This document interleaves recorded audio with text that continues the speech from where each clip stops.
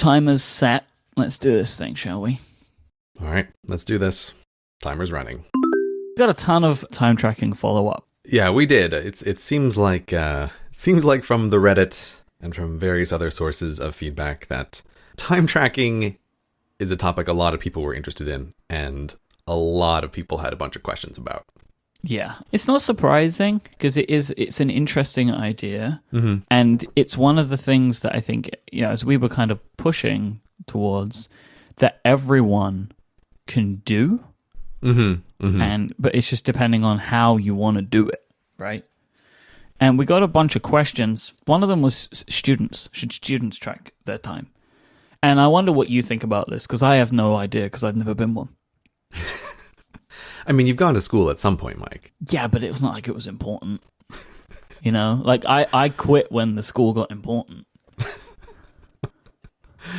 All right, so you stopped right after they taught you how to read and how to tie your shoes. I was out of there. Right, which I think is where the marginal utility of school starts to rapidly decline, is after those 2 points. I went to sweep chimneys, man. I was straight out of there, down the coal mine.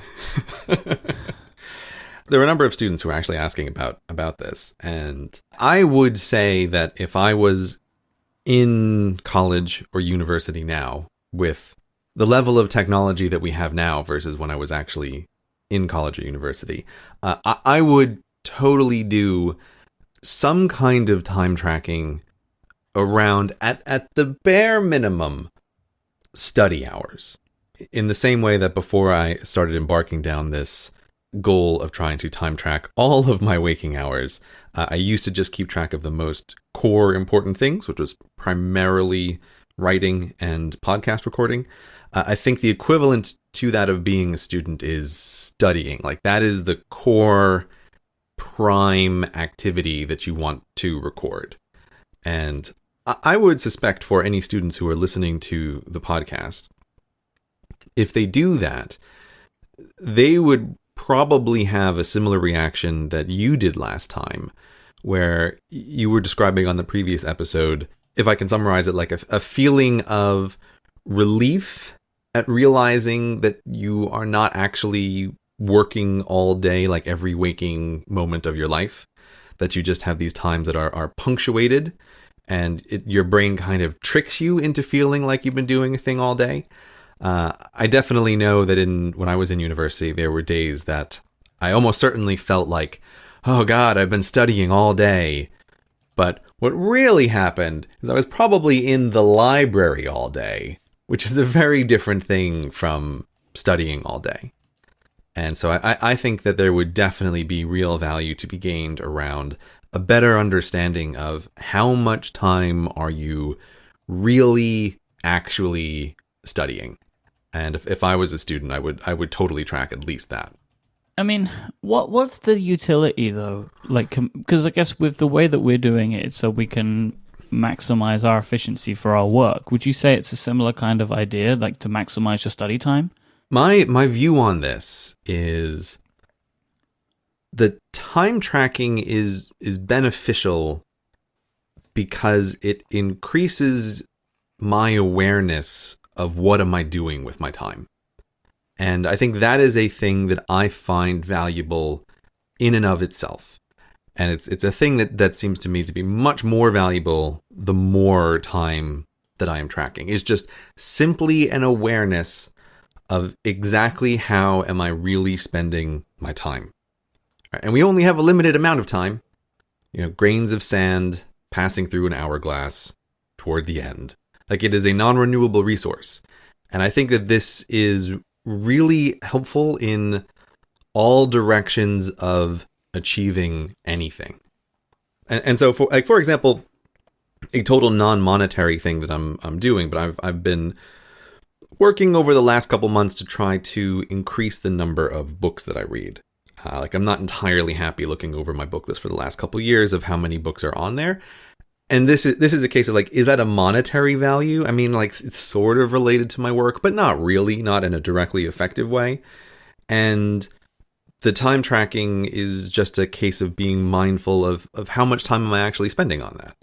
And, I can say oh, here's a bunch of time where I was reading, or here's a bunch of time when I wasn't reading, like, were there other activities that were taking up that time that could have been better spent? And particularly if you're being really honest with the time tracking and putting in like wasted time in some sense, I feel like it's helpful in constraining wasted time, because it's like, well, if I want all of the days to be as full as they can be of time tracking, like, I'm going to have to put this on here of like, what am I doing or what am I not doing? So I feel like it is a generally useful mindfulness and like self-direction tool, in addition to just being about like the bottom line and trying to increase efficiency. Here's my concern with that, like with the tracking of everything. If you are very aware of the worth of your time because of the calculations that you've done, by tracking everything, don't you run the risk of not spending enough time doing things that aren't working?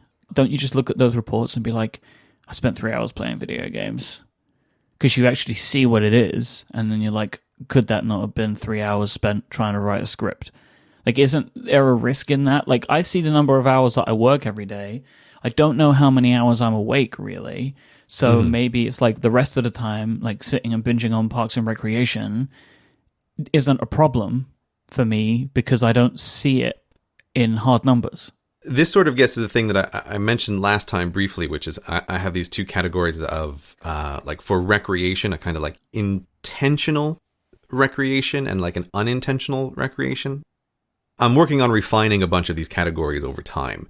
And what I feel like those two categories really are is recreation and entertainment time that I can purely unadulteratedly feel good about, and recreation time where I feel like maybe there's something else I should be doing. And so my view on it is like, oh, okay, this is a helpful thing for me to try to move as much of my non-working time into like a higher state of enjoyment versus non-enjoyment. And like that's what this is. But if you're doing calculations of how much is your time worth, like, well, there's no way that you can possibly be working all day every day in a sustainable way. And if you think that, you are mistaken. Or if you are able to do that, you are a totally lucky genetic freak. Like, you are different from the rest of us. And like that's not what a normal person's life is like. How do you decide how much recreation time you get, though? Well, I mean, at the moment, I'm still in the early phases of this. I am not making any real intentional decisions about how much work versus non-working time is occurring. I'm still mostly in the recording and just trying to see what like is naturally happening over time. But at least for me, and I would suspect for other people who are self-employed in extreme ways where like you are in control over your own schedule, what I'm more keeping in mind is a diminishing returns on the working time. So like if I'm working on a thing, like let's say, Mike, let's say you and we wanted to record like 10 podcasts in a single day. It's like, okay, we could do one. We could maybe do two, but probably by the time we get to podcast 3, there's a severe diminishing returns in there. Like we're done. Like you just can't keep going at a certain point. And I feel like lots of high intensity work, if you pay attention to your mind, has a kind of natural point that is a diminishing return. Like in my winter review, when I was doing a lot of like meta work, sort of working on the work and thinking through systems and setting up the time tracking and doing all these other things, it wasn't a question of like how many hours of recreation do I get. It was coming from entirely the opposite perspective of, I'm doing some high intensity work. When do I feel like I have kind of run out of steam for this and I need to shift to a different activity, right? Be that going to the gym, right? Or be that goofing off and playing video games. Like it's that, I feel like it's coming from an opposite question. Like I would like to have the work hours in my life be maximally effective And I feel like that's the thing that I'm trying to pay attention for. Not necessarily aiming for like, oh boy, my billing rate is X dollars per hour. Let me try to maximize in every possible way the sheer number of hours per day that work is occurring. And so I think with anybody who's doing the time tracking, like if you're a student tracking your time or anything, I feel like this is one of the big benefits to get is not just a record of hours, but a sense of the effectiveness of those hours. And I feel like tracking the time forces you to pay attention to what were you really doing. And that's why I think like the studying is a great place to start, because I think it forces you to be honest if you're running a little timer of like, was I really studying for the last 15 minutes or was I kind of dancing around studying for the last 15 minutes? And if the latter, then it's like, okay, well, that doesn't count, and sort of start again and try to get in like a real solid block of actually doing like high quality work on the thing that you're attempting to do. How is it going for you, Myke? So I have been recording for I'm in my 4th week now. Mm-hmm. So my data is becoming more stable.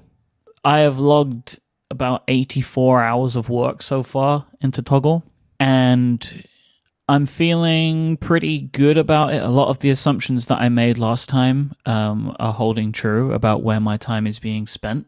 Mm-hmm. I'm finding that I could probably have maybe 4 to 5 hours of my time taken away on just the basic things that we would want to give to an assistant, which I feel like lines up with the kind of around 10 hours a week we wanted to give, because that person coming in initially, it would take them longer to do the stuff that I do than me, because they would be learning, right?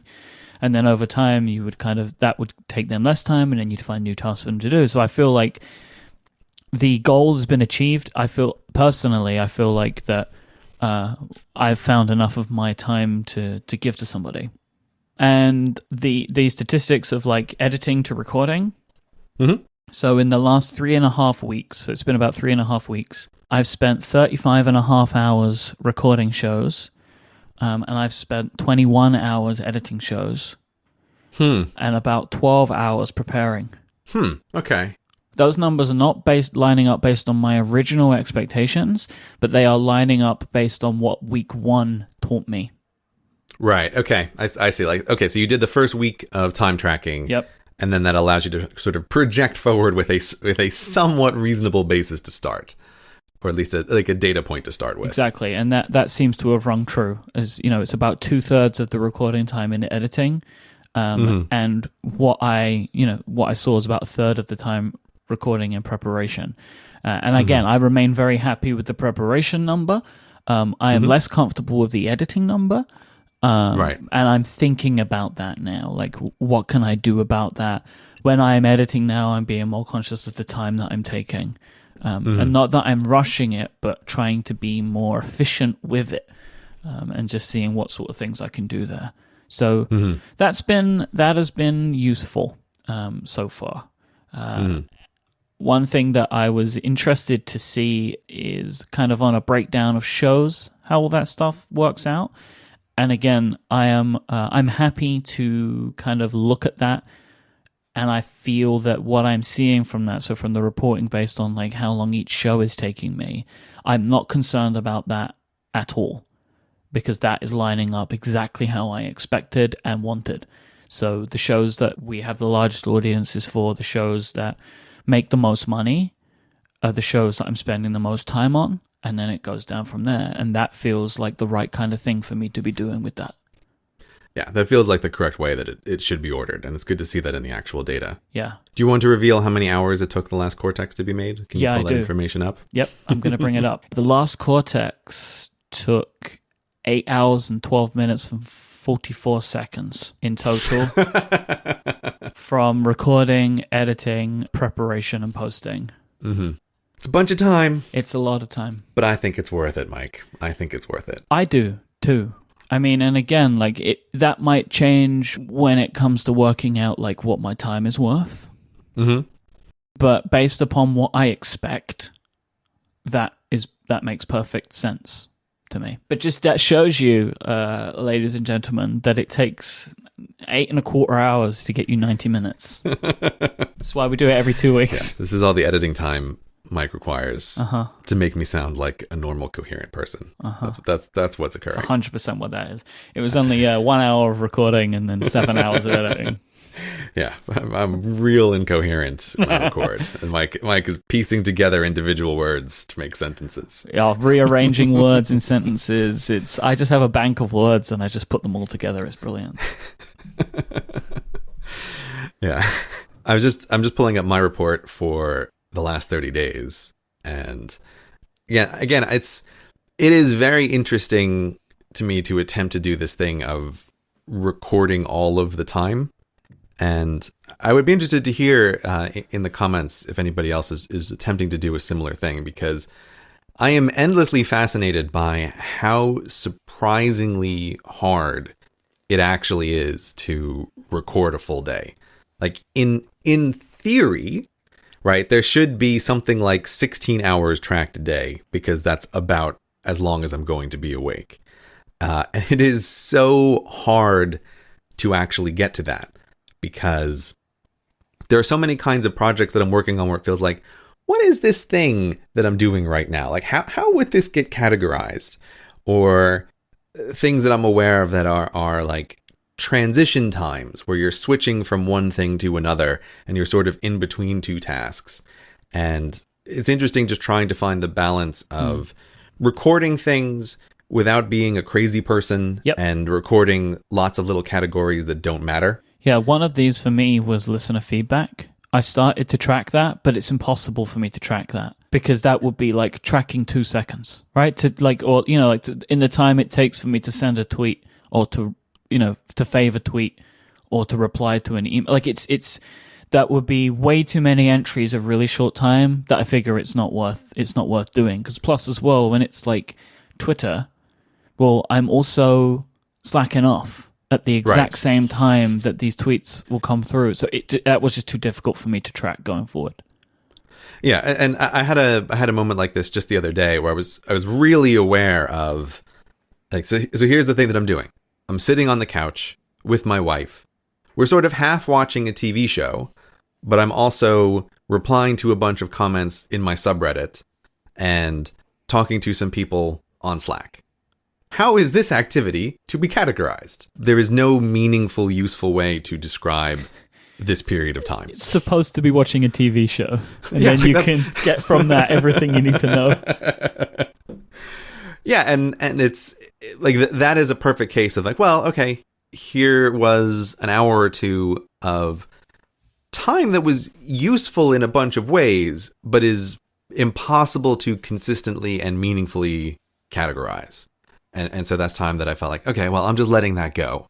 But it's a perfect example of a mixed kind of thing.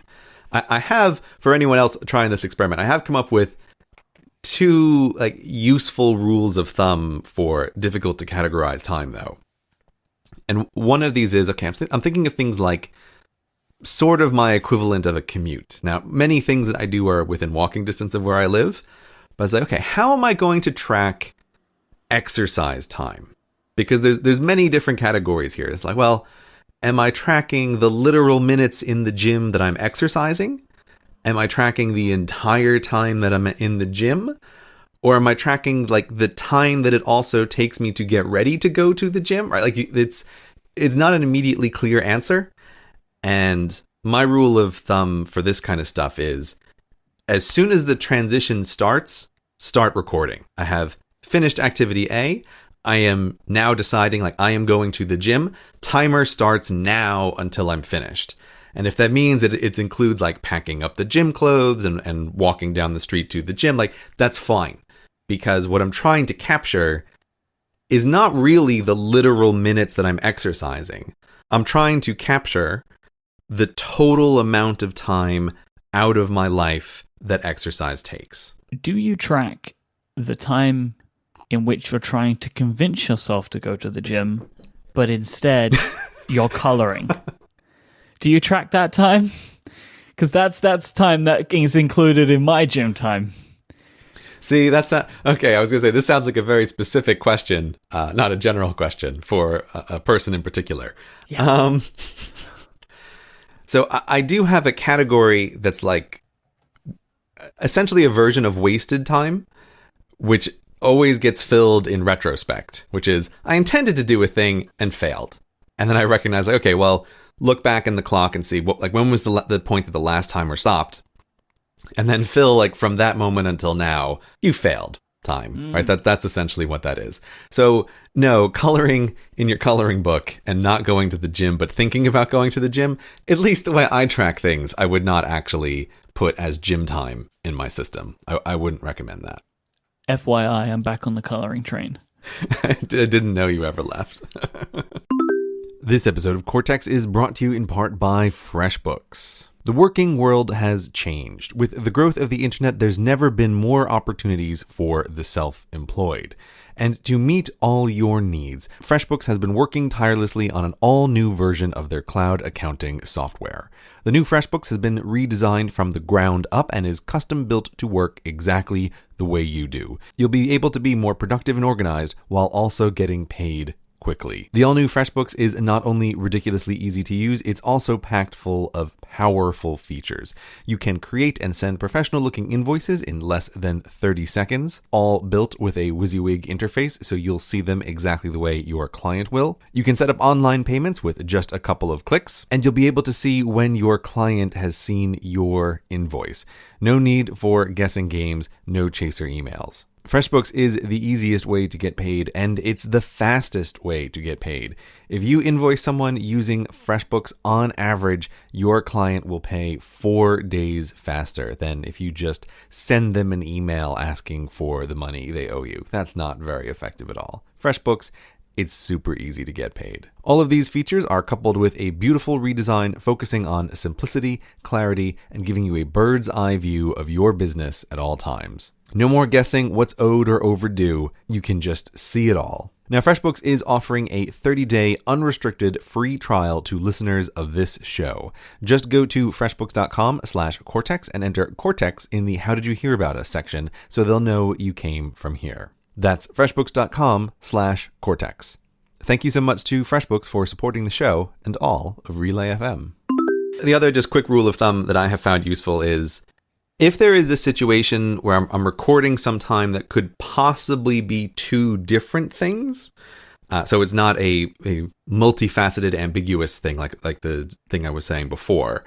But let's say I'm having a meeting with someone and there's a question about is like this meeting that I'm having with the person. It's like half a social meeting and it's half a business meeting. Like which one is the thing? Under those circumstances, my rule of thumb is just to put it in the less frequently tracked category of whatever it could be if I'm trying to choose between two different activities. What do you mean by less frequently tracked? So it's like if I have a category which is, say, like social time, and I have another category which is business planning time, and I'm having a meeting with someone that could be both of those things, whichever of those categories I have less time tracked for in the system, I will count that towards the one that is less. It's got to be social time, right? Oh, yeah. Yeah. Just checking.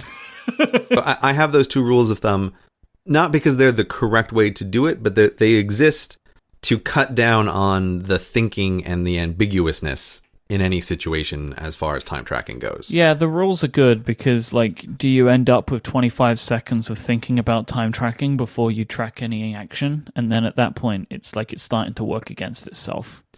Exactly. Like one of the key things here, and one of the very reasons why I'm using Toggle is this is all about speed and ease of entry. Like it has to be a really fast no-brainer to start a timer for a particular activity.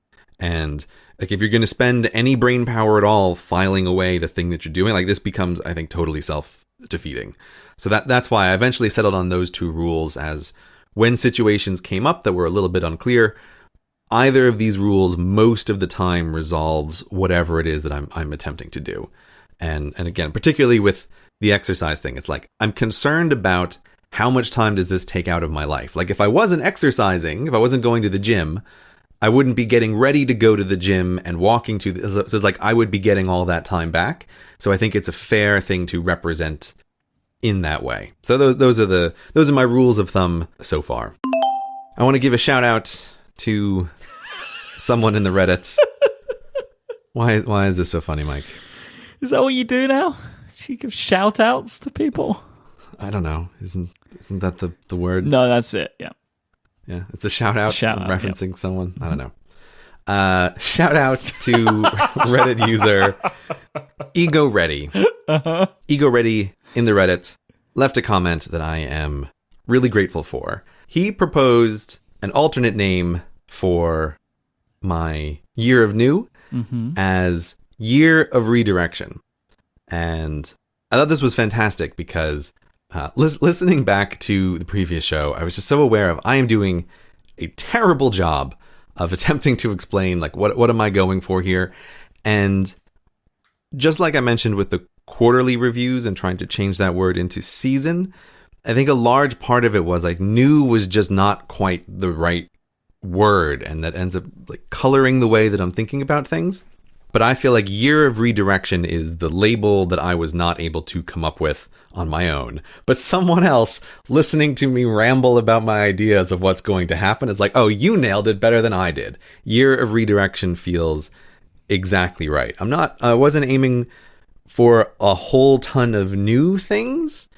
It's more like a refinement of a bunch of things and exactly how I'm going to be spending my energy and where am I putting my efforts, and like this just feels like the perfect label. So I'm crossing out Year of New and writing over it Year of Redirection. So thank you, Ego Ready, for coming up with that.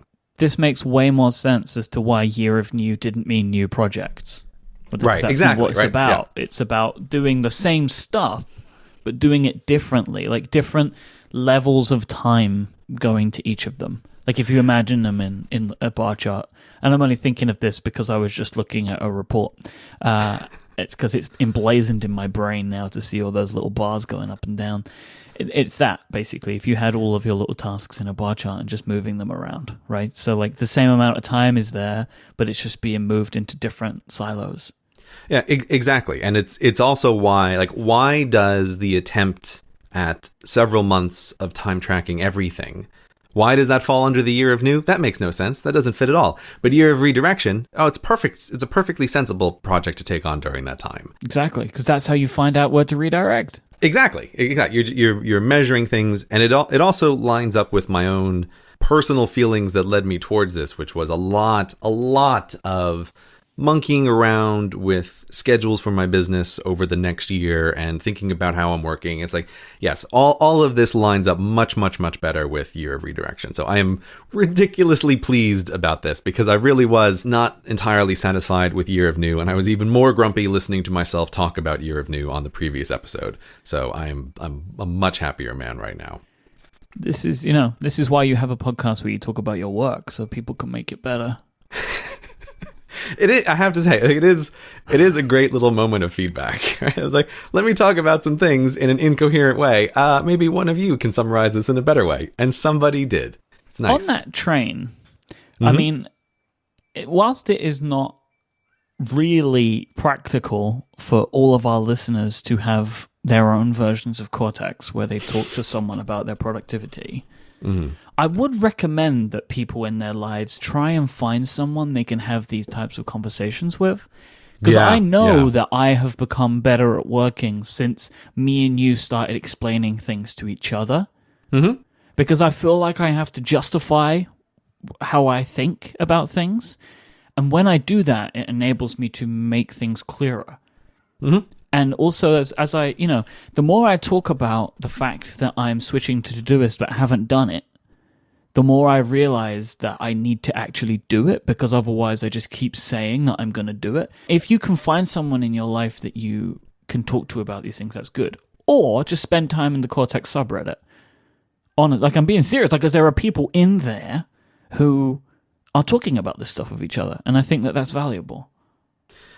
Yeah, I really have to agree with that. And it's like, it is a thing that is mutually beneficial to have somebody else that you talk to this stuff about, because there really is a process by which, when you have to articulate out loud your own reasons for doing a thing, you often find that you have been doing a thing without really thinking about it. You were so much nicer than me. I was going to finish a sentence by saying stupidly. No, but here's the thing. I really, there is a real distinction between doing something stupidly and doing something unintentionally. And it's very, very easy to do lots of things in an unintentional manner, and to just not think through the process of, why am I doing this thing this way? And am I doing it this way because this is the way I did it the first time and I've just repeated that activity all over again? Or like, am I doing this thing because this is the way other people do it? It's like, okay, well, if that's the reason, do other people have a good reason for doing it this way? Or are they doing it just because they see other people doing it, right? It is hugely valuable to repeatedly and consistently reassess your reasons for why you do something. And when you talk to somebody else about it, there's an accountability that happens when you externalize these thought processes. And it's funny. I actually saw someone somewhere on the Reddit described this show as like it has turned into like a working journal between the two of us. Oh, wow. That we're coming together every 2 weeks and we're talking about our work together, and then that like the listener is participating in this like working journal of hearing two people just talk about what they're up to. And I thought, like, that's an interesting way to look at the way this has developed over time. And I think it's pretty accurate. Yeah. And does have this effect. Like, I am really aware that, you know, there's a few things in my own working world that I have changed or worked to change, because I realize when I talk about it on the show, it's like, oh, it makes me think about it more. Like I've sort of mentioned a number of times, like growing frustrations with like getting things done and not necessarily working for me the way that it used to. And it's like, and you know, and I'll say this on the show, and then that causes me to think about it more, right? Which has like a little bit of a feedback loop. But yeah, I really do think that's the case. And if you can find someone in real life to do this with, it's even better. You know, form a little Cortex working group with some people to get together and talk about what you're up to. I really do think it is hugely beneficial. Today's episode of Cortex is brought to you by a new sponsor, and that is Movement Watches. Movement was founded on the belief that style shouldn't break the bank. The goal of this watchmaker is to change the way that people think about fashion by offering high-quality, minimalist products at revolutionary prices. And with over 500,000 watches sold to customers in over 160 countries around the world, Movement Watches have solidified itself as the fastest-growing watch company. Movement Watches was started by two college kids who wanted stylish watches but didn't have the money to pay for them. That's why Movement Watches start at just $95, which is super cheap and way cheaper than the hundreds of dollars that you'd be looking to pay at a department store. Movement figured out that by selling online directly, they're able to cut out a lot of markup that you'd see in retail stores, and they keep those prices low, and they give those savings to you. Movement watches feature a classic design, quality construction, and styled minimalism. Movement wanted to send me a watch, so I took a look at their great selection and picked one out that I like the look of, and I'm really happy with it. It's got a great band, and there's a grey watch face with some blue dials, and I really love the blue dials. The version I chose is the gunmetal and sandstone leather, and I'm really super surprised at how good this looks and feels for the price. Like, I'm very, very surprised about that, like, genuinely. I was wondering, like, what is a $135 watch gonna feel like? And I'm really surprised. It's got good weight to it, it's packaged beautifully. These are really, really good looking watches that feel good to wear as well. I mean, I've been wearing an Apple Watch for a while, and I've got to say that wearing something like this has a real nice different feel to it. There's definitely like a different level of class to it that I've been enjoying a lot. And everybody that I've shown it to is super impressed with it as well. So it gets full marks from me as a nice little accessory, a nice piece of fashion to wear. You can find out more about movement watches by going to mvmtwatches.com/Cortex. And because you're a listener of this show, you'll get an amazing 15% off and free shipping and free returns by just going to mvmtwatches.com/Cortex. It's time for you to step up your watch game and join the movement. And hey, Valentine's Day is just around the corner. Could be a great gift for someone. Thank you to Movement Watches for supporting this show and Relay FM. I have a question for you. Maybe this will be a good entry in the journal. Mm-hmm. Why has it been so long since there's been a video? Like, this is not... I don't think this has been the longest amount of time, but you were on a real tear for a while with a bunch of videos. Some would call it an out-of-character amount of videos for you. I would call it an out-of-character number of videos. But we're about, what are we, just over 2 months? Which, usually, looking at your your page here, I guess of the last year, you've had a video every month or 2 months, and then when it's been 2 months, there is like a couple of videos or something like that. And again, just from me knowing a little bit about what you do, I don't get a sense that you're knee-deep on a video right now. So I'm just wondering what's going on. Is it like, are you still got a hangover from Cortexmas? Like, what's happening over there? I was just looking through my in-depth private video analysis spreadsheet upon which I record all of the data about all of the things. It is not the longest gap between real videos, but it is rapidly gaining on the longest gap between what I consider to be real videos. Do you think it's going to surpass it? Yes. Okay. At this point, if I had to put money on it, and I, of course, have insider knowledge in this betting pool. Yeah, I don't think you could. I think you definitely could not make this bet. But see, Myke, bets where you have insider information are the best They're bets the best to make. bets, like, yeah. I really want there to be like a betting pool about the day that my next video would come out. Because it's like, man, I would clean house with that. You really would. But unfortunately, that's not a thing that exists. It would be super upsetting if you didn't. Yeah, it would be upsetting to me as well to be missing out on all of that. But yeah, no, it has been a very long time. I mean, this is one of these things that like I'm not even really sure how to talk about this, or even like how much I want to talk about it, because it comes very close along this fine edge of what is my personal life and this thing about being a person who does work in public. Back in November, my wife had a very serious, repeated number of hospitalizations that were as serious as these things can possibly be. She's fine now. She's fine. Just so people know. It ended up taking up a large portion of my mental energy managing this situation.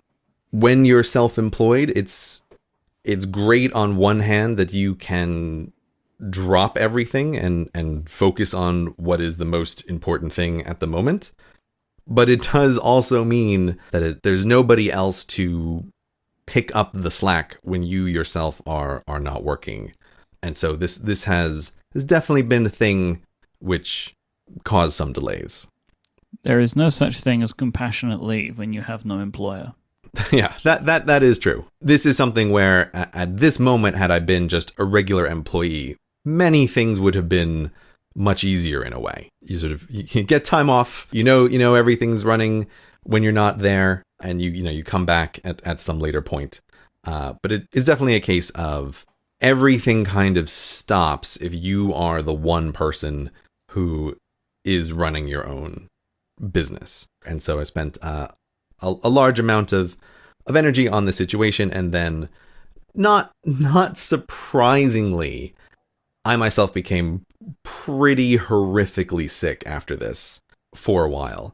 And it's not something I really wanted to discuss at the time. It was something that a few people who are used to the way my voice normally sounds definitely picked up on a couple of those podcasts that were going out in December. I did see people saying like, he doesn't sound so great.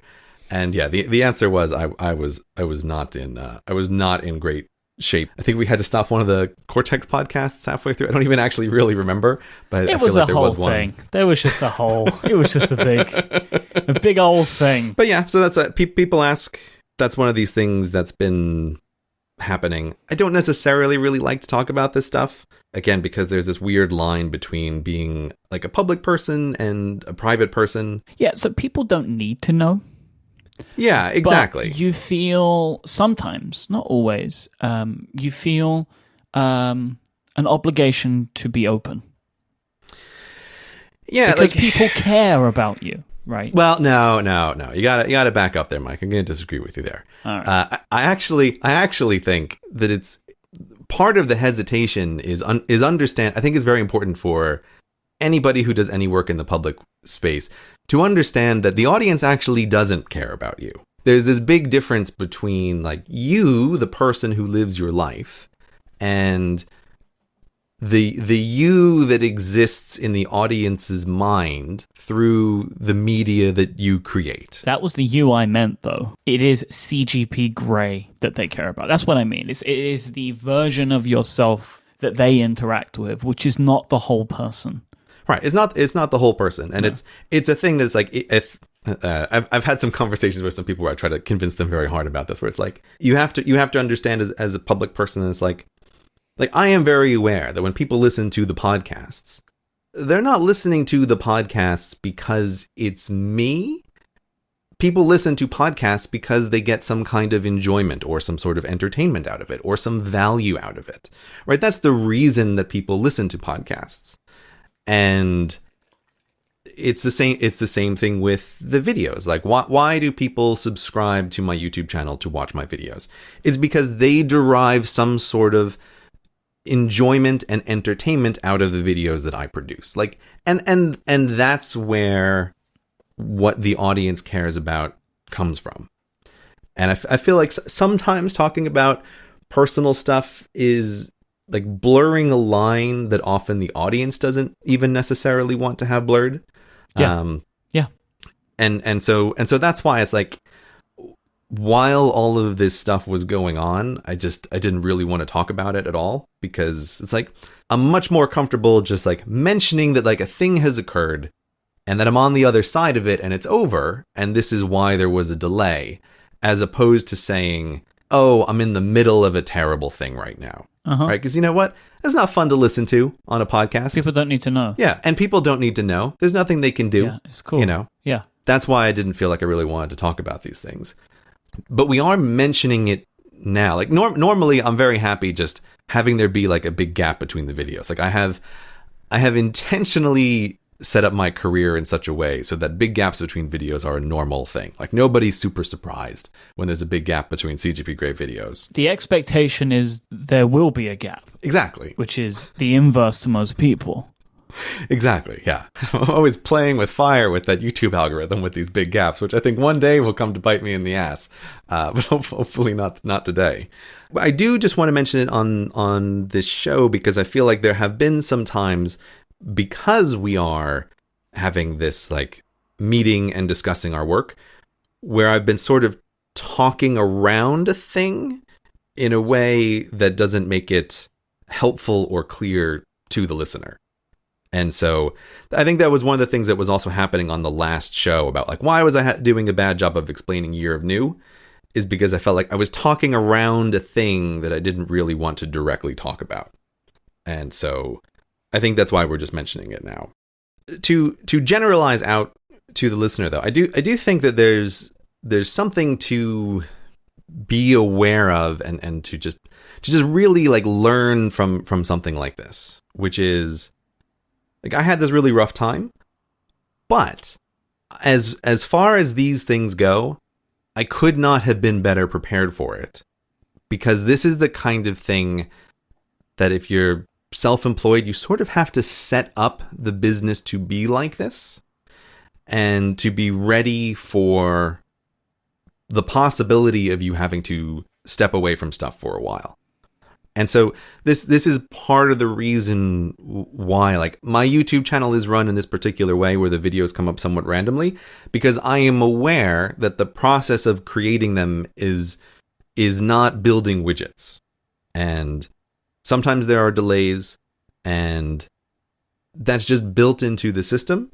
And I've said before, one of by far and away the best decisions, and probably costliest decisions I have ever made, was to switch the patronage on my YouTube channel from billing monthly to billing when a video goes out. And even then, not every video, only the videos that I select. I cannot tell you what a huge mental relief that was, like, especially during this time. And it's like, that is a decision that has paid, if not actual monetary dividends, like working life dividends. Because then I feel like I am not taxing the people upon which my living depends needlessly. Yep. Right? Because there would have been, what, like 2 or 3 payments come out? Right, exactly. There would have been something like 3 payments for what should have been 3 videos and nothing. And my Patreon was briefly set up like that in the very beginning, and I loathed it. I hated it. Like, it made my life unhappy. I hated the feeling of a billing going out and people getting nothing in return. As I loathed it. And but here's the thing. One of the things that occurred when I was doing those changes is I realized, okay, if I'm going to do this, what I need to have in place is a bigger emergency fund so I can get through potentially longer periods of time. And it was also then thinking about some kind of income diversification, which ended up being podcasts, like the very podcast that I'm talking on right now. And what is one of the big advantages of doing a podcast? One of the huge advantages, especially if you're working with Myke, is it's a hell of a lot less work than producing a YouTube video. This is not a recommendation, by the way. And this is the thing. It's like, okay, even during like a rough time, I can still make some podcasts because doing podcasts is much easier. And so this is the kind of thing of like structuring a business to be okay, even if you're not doing great. And so it's like, okay, CGP Grey hasn't made a video in a long time, but there's still content coming out. Like, there's still podcasts coming out. And for the nature of my business, I think that is an important thing, to not just drop off the face of the earth for 6 months and then, then pop back up later. And I mention this, and I think it's important to mention because this is the hard part about being self-employed, is really being able to prepare yourself for these kinds of things and being able to structure your business in such a way so that it's ready to absorb these sorts of problems. And I think sometimes there are people who want to become self-employed and they're only ever thinking of all of the upsides. But you really have to be aware of how much your life is in your own hands when you're self-employed. And then, like, that is in the best of all possible ways, and that is also in the worst of all possible ways. So it is a big, scary decision that you really have to be prepared for. I am lucky in that I have a co-founder, and my co-founder has me. So our business has 2 people. If one person cannot do something, by and large, the other person is able to pick that up.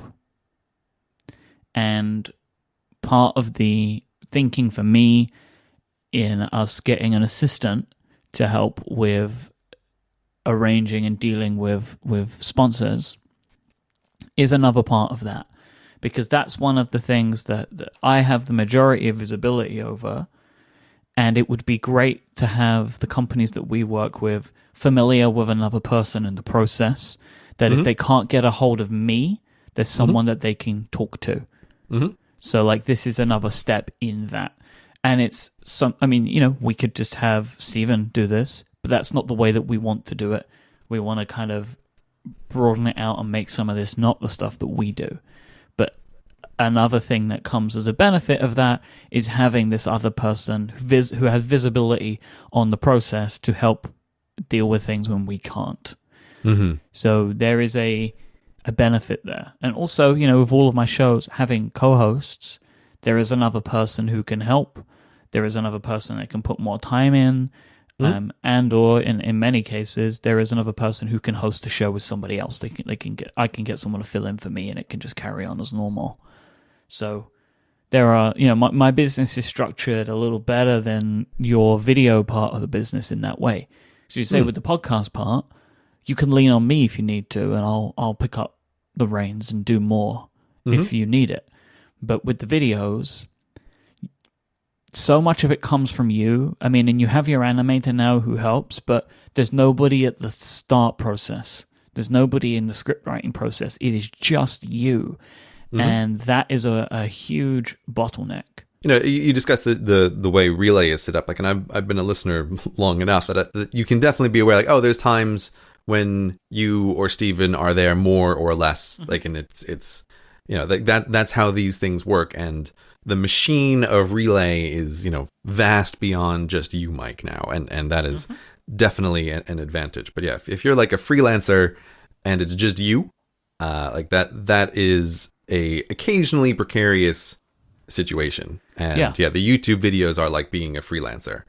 I don't need to be on the air for the company to be making money anymore. And that wasn't how it was when it started. Right. And that is a good thing. Oh yeah. Yeah, it totally is. It totally is a good thing. But yeah, without a doubt, for my YouTube channel, the script writing process is the biggest bottleneck. Like, it has always been the biggest bottleneck. And until I bring on some apprentices, right, it's always going to be the biggest bottleneck. Please do not send any submissions in for this job application. Thank you very much. It's always fun to mess around in the Reddit.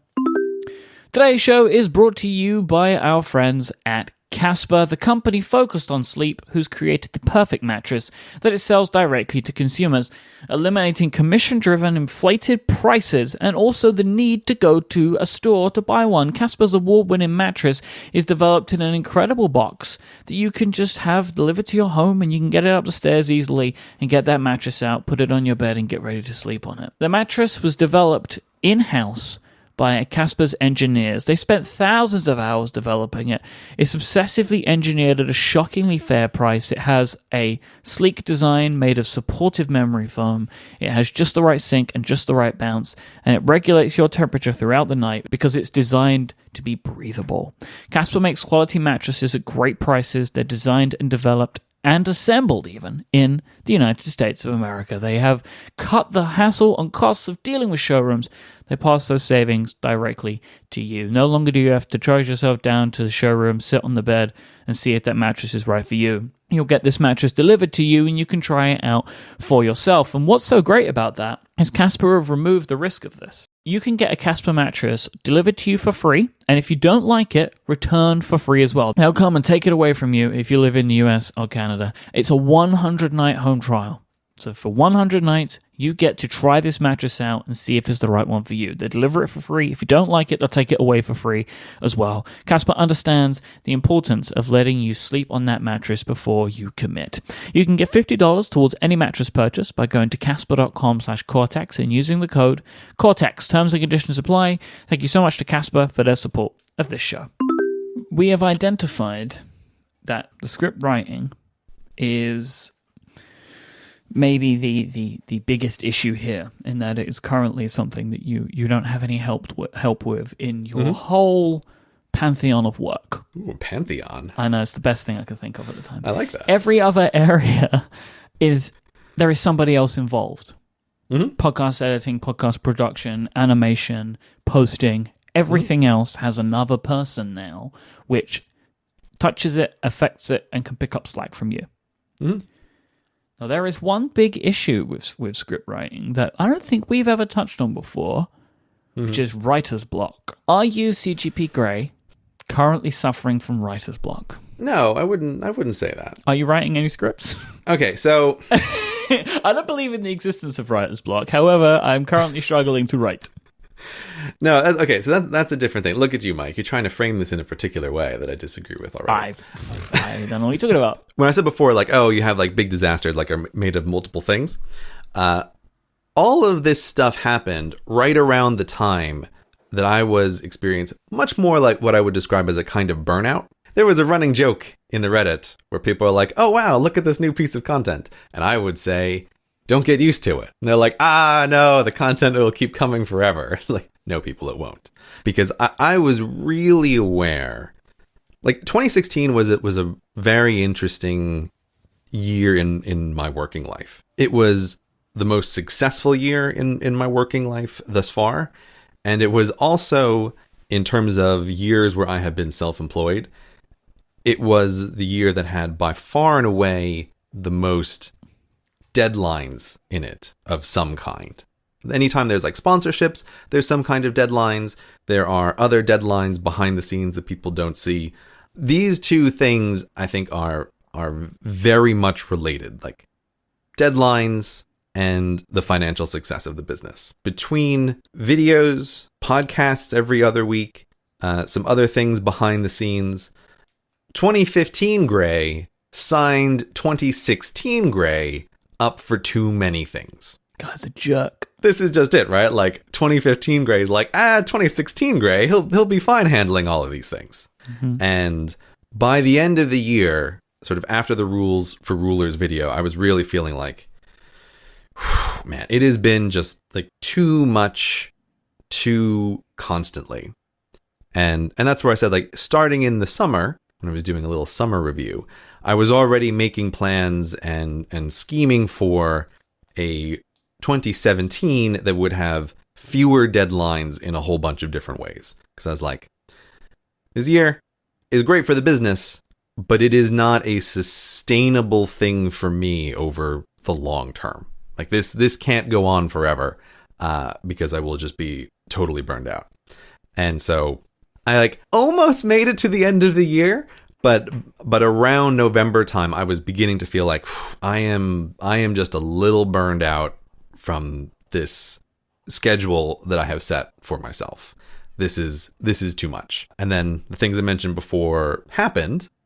And so the combination of those two things have essentially meant that, like, I have done almost no productive writing work. That's the situation that I was in really just up until just a few days ago, sort of, is like also dealing with the fallout from like a kind of burnout from overscheduling.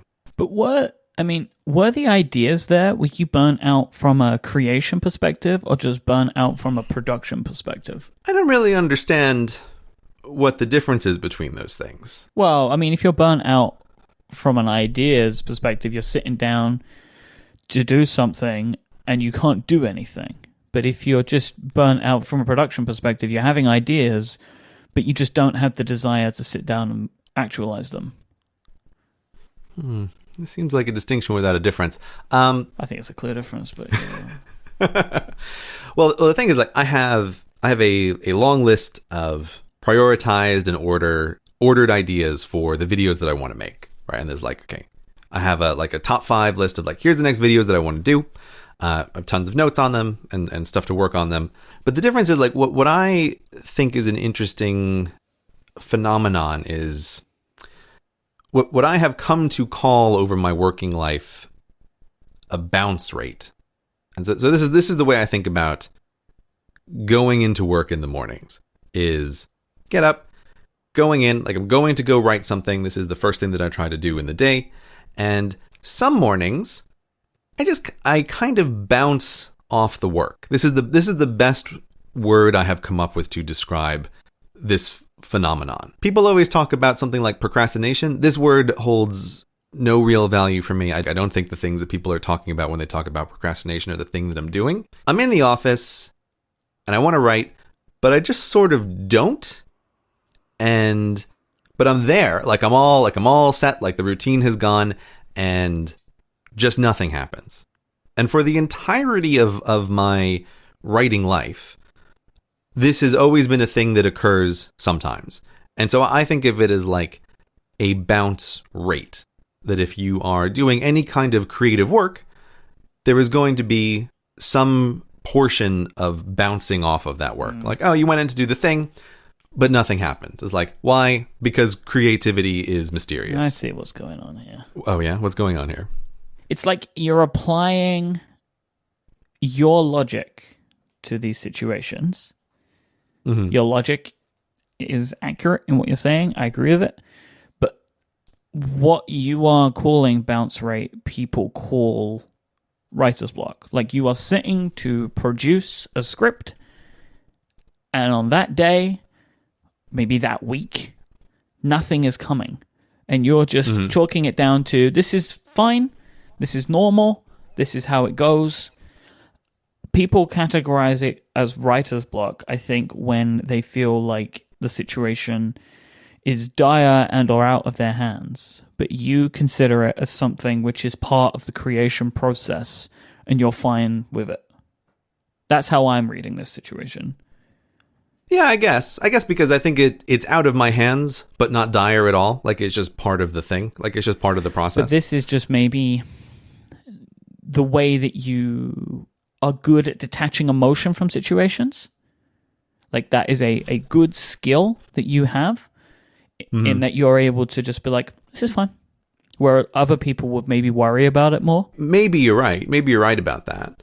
I guess it's also a thing that I am aware of, always like comes and goes in various waves. Yeah, but a lot of people worry that at one point it's never gonna go. Right? That the block comes and that's it. Right? I think that is a fear that people have about their work. Yeah, but that's why they should diversify their business into podcasting. Right, but this is what.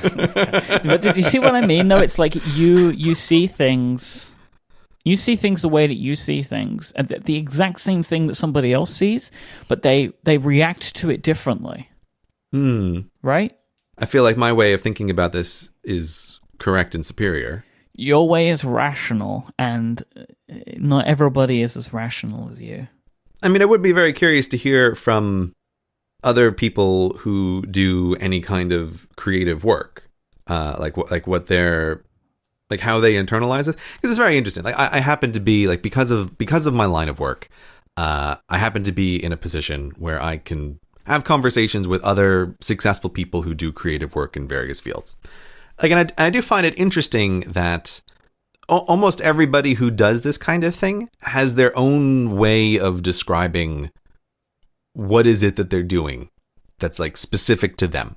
And I feel like, oh, even that must be part of the process. Like, it's such a strange thing to try to produce any kind of creative output that is going to be consumed by a large number of people, that I think it ends up becoming a very internalized process for anybody who's doing it. And then, like, everybody has their own like weird language or description of how they do these things. And I feel like using this word bounce, like, this just feels like, oh, it's the word in my brain that feels like the right thing. That is like, go into the office, but sort of like bounce out of the office, and like, oh, nothing occurred. Okay, well, it's like a batting average. You know, it's just like, well, you're expecting to do perfect things every time. Well, you're crazy. Nobody does that. Nobody you ever have spoken to does that. It's like bizarre beyond rationality to expect some kind of perfect hit rate every single time. All right, but here's the thing, right? Mm-hmm. There are people that work differently to you and have different schedules and have, I would say, maybe luxuries in the way that they work, which means that they have to be creative, but can't treat it like this is fine, the work will come. Mm-hmm. So I'll use two examples. I will use me, and then I will use general person who works in creative field for their job as in a company. Mm-hmm. So I'll start with me. There is an often told joke on this show that I love schedules. Mm-hmm. I don't necessarily love schedules, but I choose that my business will run on one. I make the choice because that makes more sense to me. It's easier to plan. My shows run on schedules. So all of my podcasts, they run on schedules. And that makes it easier for me to book advertising in a way that I'm comfortable with. It's not necessary, but I figure it to be, for me, a more realistic way of getting my work done. There are times when a show is looming and I have no idea. I have no inspiration. I have no topics. Some weeks there is no news. What do you do? So I work in a couple of different ways. Sometimes I despair because there is nothing and I have nothing planned. Sometimes I work in advance in that if I am feeling particularly inspired, I will make notes. And I have this for all of my shows, lots of notes of ideas and planned out topics. Like I have topics that I have had planned out for this show in outline form for over a year. And they sit there waiting to either be pulled in at a time when one of us is inspired to talk about that thing, or at a time when we have no other inspiration of any kind that is drawing us towards something. So I have these planned out things that are ready. So for someone like me who goes through these problems, but is able to work in the way that I work, I will have things kind of in the chamber ready to be pulled in. But there are definitely times when I don't. And there are times when I am lucky in the type of work that I do that I can ask our audience, what do you want to hear me talk about? And that is a very valuable thing. So like that is a thing for me where it's like I have decided I want my work to be on a schedule, that there is an expectation set by a calendar as to when the work will be completed. And I have understood that, and I have tried to use my experience to build the business the way that I want, right? So that is a difference to you, but a solution. But there is another option. So like the third route of this, which is person who is creative, but for somebody else. Like they work there in a job and they are employed and they have to be creative. What does that person do? And that is tricky because I'm very aware of that not everybody has the luxuries to choose the things that they want to do in the way that we do. So if somebody is burnt out, they haven't taken a vacation in a while, and they're being given a thing that they're not very passionate about, that is a real problem, right? That they have expectations put on them, and they have timelines, and they have deadlines, and they have people that want things in a certain way, and they aren't able to just be like, nah, I'm going to wait until it comes to me because maybe it's due in a week. That's tricky, right? I think it's terrible the way many professions treat creative employees. Like it's just a faucet. Yeah, exactly. They're in a factory cranking out widgets all day, and widgets are beautiful ideas, right, that are new in the world. It's like, okay, well, that's not how it works. And what I think is so interesting is how many creative fields have a very natural ebb and flow to them. Like if you talk to anybody who works in TV and movie writing, that is a prime example. Like why do TV seasons exist? One of the huge reasons is you can't have a script writing team just working all year, right? That it's just like they just can't do it. And if you make them do it, you get terrible TV at the end of it, because it's like you're going to burn out your writers if you ask them to write every day for the whole rest of the year.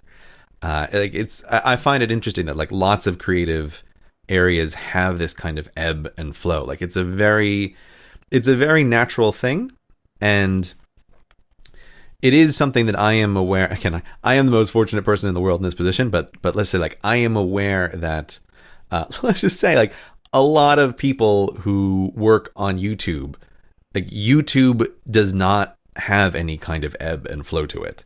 Everything about the way YouTube is set up is almost like an employer who constantly wants new things produced all the time. And it's like I think that for individual creators, that's not necessarily a great thing over the long run. And I think that's also why I do know some some channels that sort of like rotate out teams of people who are producing content for them. That's smart. But yeah, because it's the same thing. Like you're going to burn out people if you're asking them to just work all of the time. And this is a thing that you see on YouTube sometimes where various creators will have to put up a video of like, I'm really sorry, but like, you know, it's been too much for too, you know, and it's like they kind of are forced to take a break because they push themselves like too far and too fast. And like that is very much the thing that I'm totally trying to avoid. Is like I never want to do that. I want to do stuff at a sustainable pace, but that means I can't possibly treat it like stuff's going to come out at the exact right time every time. Like it just, I think creative work fundamentally doesn't work like that. And I would say I do not view employers who treat it that way in a very favorable light. I think that's the wrong way to look at this kind of work. When I started my YouTube channel, I was treating it very much like all of my other work. In that I would have a schedule that I would adhere to, and it was basically weekly. I have since just decided to myself that I'm not going to do it that way, and that I'm going to maybe be a little bit more like you in that I am treating this as a project, but I don't want to just be pumping out content. I want to make things when I have an inspiration to do so. So that's what I'm doing now with my YouTube channel. So like I have seen that, and it's something that I'm trying to be comfortable with because I'm not comfortable with it, just because of my working routines. Let me tell you something, Myke. Even if you have very different working routines, say your working routines are much more like mine, it is still a deeply uncomfortable thing to not have regular output. That is one of the trade-offs for this. Is you still feel that. Like I'm still always aware that there is an audience there that wants a thing. Yep. It's always going to be uncomfortable. But obviously, I think it's a very good decision to not build in a regular schedule. I don't need another one. Yeah, you don't need another one. And I mean, just in general, for anybody who's doing the YouTube stuff, like this is one case where I deeply disagree with YouTube's standard advice to new creators, where they're like, make sure you have a schedule and teach your audience that you upload it every Tuesday at 5:00, right? And it's like I so strongly disagree with that as a piece of advice. Like I don't think it's a good idea to upload a video just because this is the time where you're supposed to upload a video. I really deeply disagree with that, and like I am glad to hear that you are also going to go down the path of not feeling like every Sunday at 8 there's going to be a new episode of the Myke Hurley Show. I also want to offer a couple of pieces of advice for people who work in a creative field as part of an organization. If you are feeling like this level of burnout, there's one thing that you could try and do. Pay attention to the people that you are delivering your work to, and try and notice from them what they consider to be the base level of acceptance. And sometimes try and work just to that.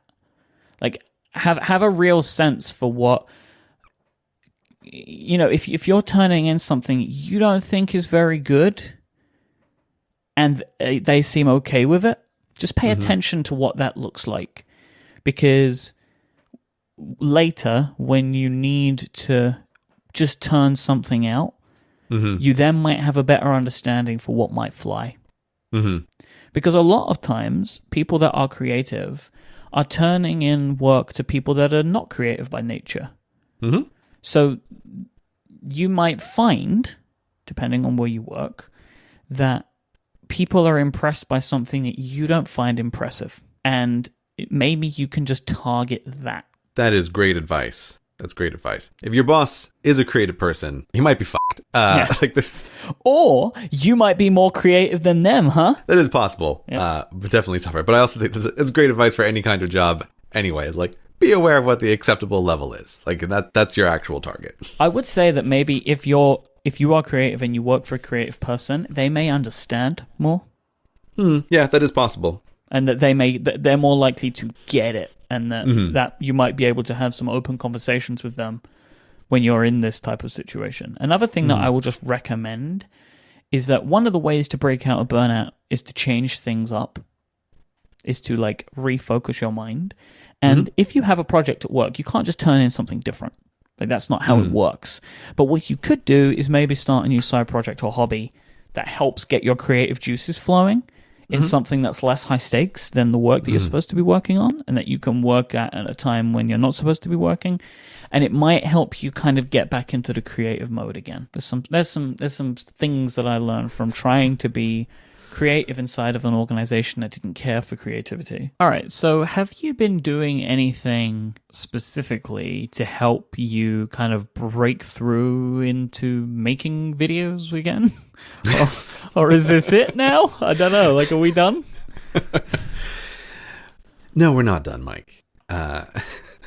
But what I have done, and what I always find is like the break glass in case of emergency creativity stuff is bringing out the old paper and a pen.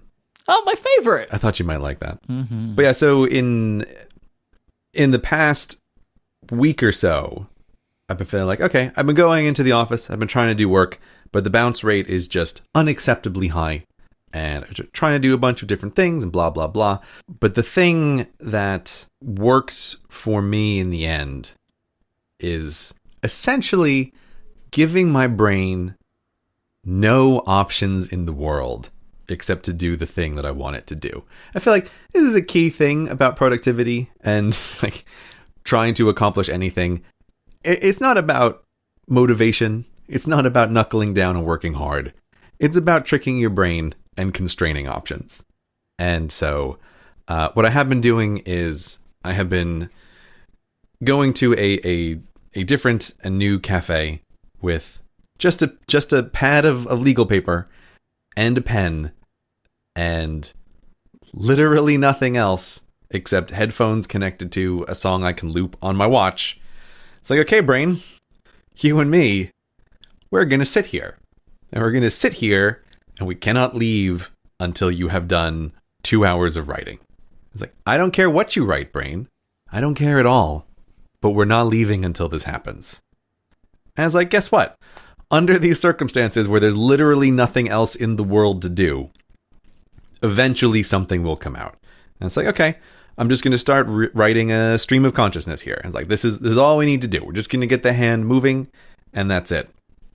And this is always my like last resort trick into trying to boot myself back into having a better actually writing rate.